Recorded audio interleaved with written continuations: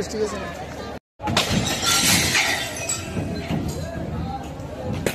আপনারা আপনার আন্দোলন করে যান আমরা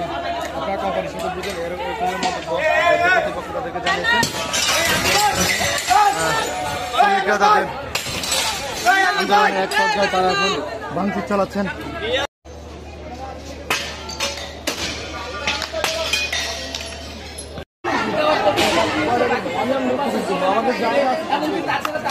শ্রমিকদের আরেকটি অভিযোগ হচ্ছে যে তাদেরকে যে পাওনা ন্যায্য পাওনা দেওয়ার কথা অনেকাংশে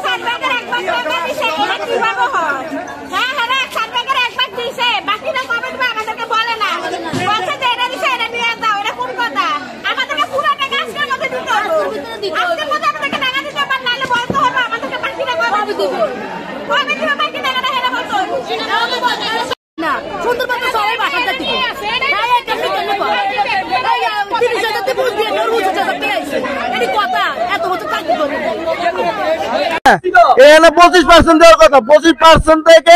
আমাদের 25% দেয় নাই 25% দেয় নাই বাকিটা কবে দিব